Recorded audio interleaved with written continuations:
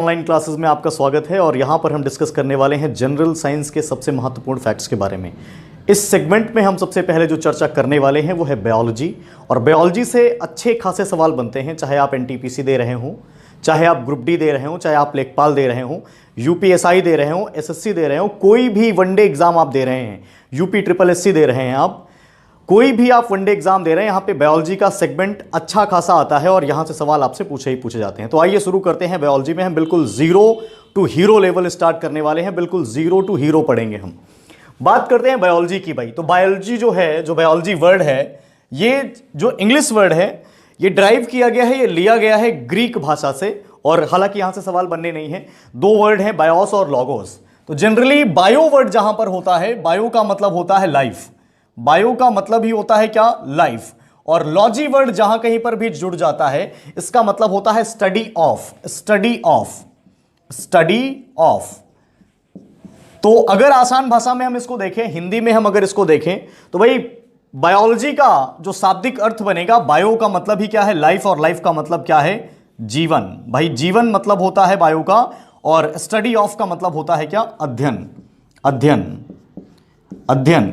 तो भाई जहां पर हम जीवन का अध्ययन करते हैं, जहां पर हम जीवों का अध्ययन करते हैं, वही है बायोलॉजी।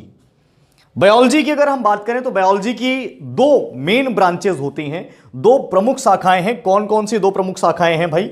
तो भाई दो प्रमुख शाखाएं हैं बायो की, बायोलॉजी की दो प्रमुख शाखाएं हैं।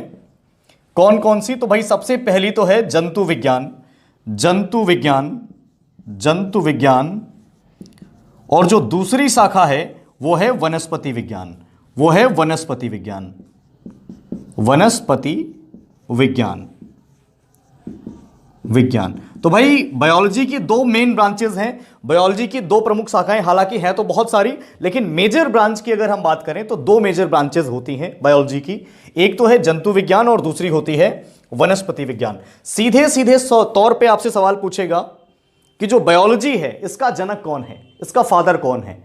भाई फादर हम कहते ही उसको हैं जो किसी चीज में सबसे पहले और एक व्यवस्थित ढंग से काम करता है। तो बायोलॉजी में एक व्यवस्थित ढंग से काम किया था भाई किसने? अरस्तु ने, अरस्तु ने। तो भाई बायोलॉजी का फादर हम किसको मानते हैं? बायोलॉजी का फादर हम मानते हैं अरस्तु को, एरिस्टोटल को। जो जंतु विज्ञान है, जंतु विज्ञान का जनक भी हम किसको मानते हैं? तो इसका जनक भी हम मानते हैं, इसका जनक भी हम मानते हैं अरस्तु को, अरस्तु। तो भाई अरस्तु ही जो हैं ये जंतु विज्ञान के भी जनक हैं और जीव विज्ञान के भी जनक हैं। लेकिन अगर हम बात करें बॉटनी की, वनस्पति विज्ञान की, तो जो वनस्पति विज्ञान होता है ये अपने आप में बहुत ब्रॉड सिलेबस है और पढ़ते पढ़ते हम फ्रस्ट्रेटेड हो जाते हैं। और इससे ही मिलता जुलता नाम है इसके जो जनक हैं, उनका नाम है थियोफ्रेस्टस। तो भाई वनस्पति विज्ञान का जो जनक है, वनस्पति विज्ञान के जो जनक है, इनका नाम क्या है? थियोफ्रेस्टस। भाई थियोफ्रेस्टस, फ्रेस्टस, थियोफ्रेस्टस। भाई इन्होंने किया क्या?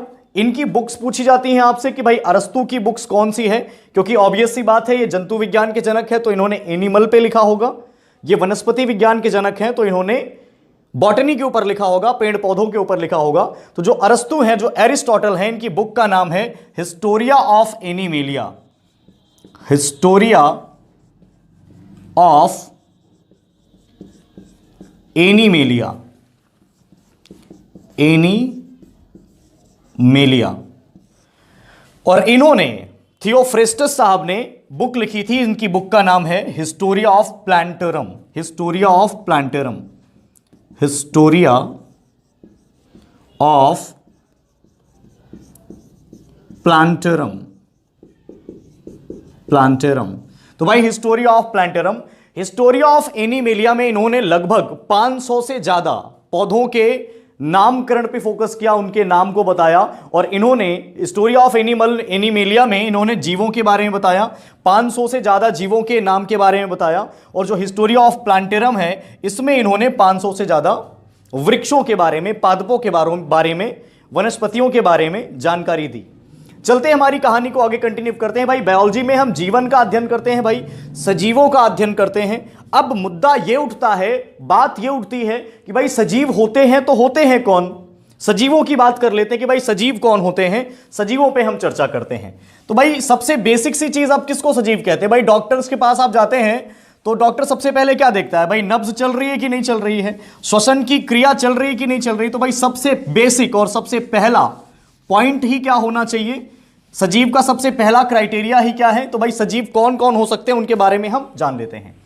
भाई सजीव कौन कौन से हो सकते हैं, सजीव कौन कौन हो सकता है। तो भाई सजीवों का सबसे पहला लक्षण ही क्या है, उसमें श्वसन की क्रिया होती हो, श्वसन की क्रिया होती है, अर्थात जो भी सांस लेता मिल जाए वो जीवित है, वो सजीव है। पेड़ पौधे सजीव है कि नहीं है, बिल्कुल श्वसन की क्रिया होती है उसमें, तो वो सजीव होते ही होते हैं। तो भाई इसमें जिसमें भी श्वसन की क्रिया हो। दूसरी चीज, क्या केवल हम सांस लेके जिंदा रह जाते हैं। लॉकडाउन में आपने सुना होगा बहुत सारे ऐसे व्यक्ति थे, बहुत सारे ऐसे लोग थे जो भुखमरी से मर गए। कोविड से तो नहीं मरे लेकिन भुखमरी से मर गए। तो हम बात करें कि भाई दूसरी चीज तो भोजन भी होना चाहिए ना, जिसको हम टेक्निकल भाषा में कहते हैं पोषण। क्या कहते हैं, पोषण।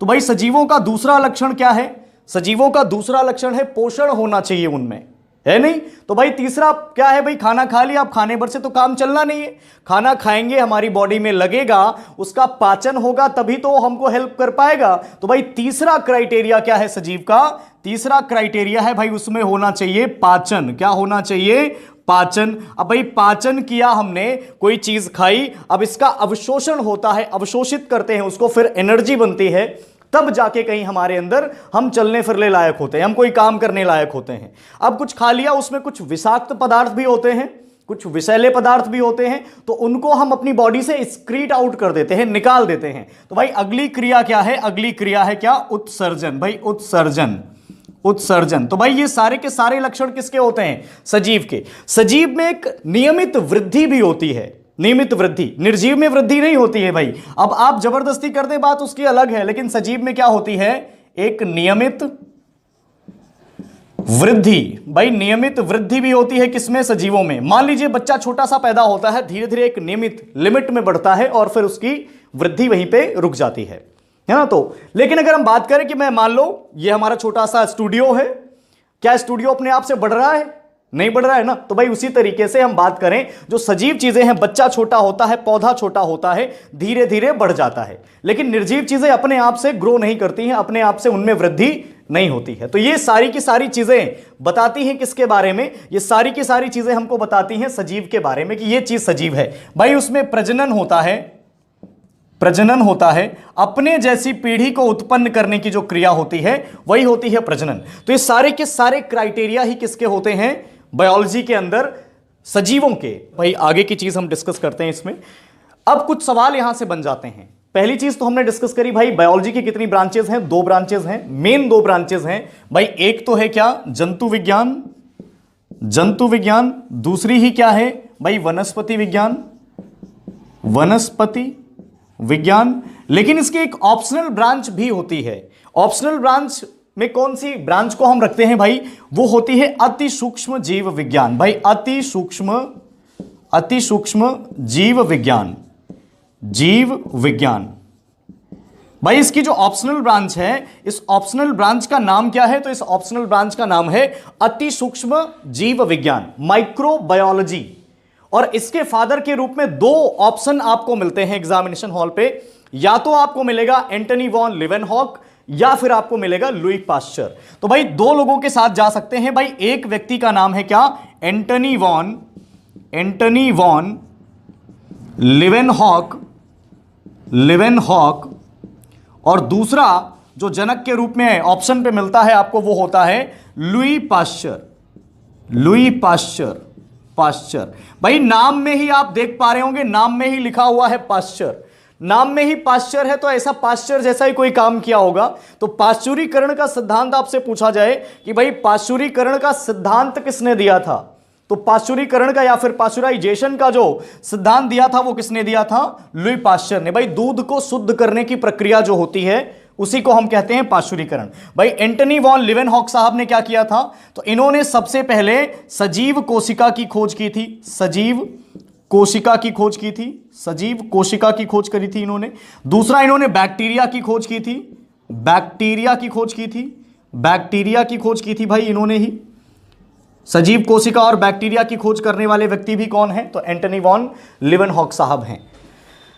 अब यहां पर अगर हम बात करें, जो बायोलॉजी टर्म आता है, बायोलॉजी टर्म किसके द्वारा दिया गया? भाई किसने इस शब्द का प्रयोग किया सबसे पहली बार? इस शब्द को सबसे पहले दिया किसने? तो भाई बात उठती है 1802 ईस्वी की। भाई 1802 ईस्वी की बात है, और 1802 ईस्वी में दो वैज्ञानिक हुआ करते थे। एक का नाम था भाई लैमार्क, और दूसरे वैज्ञानिक का नाम था भाई ट्रेवीरेनस।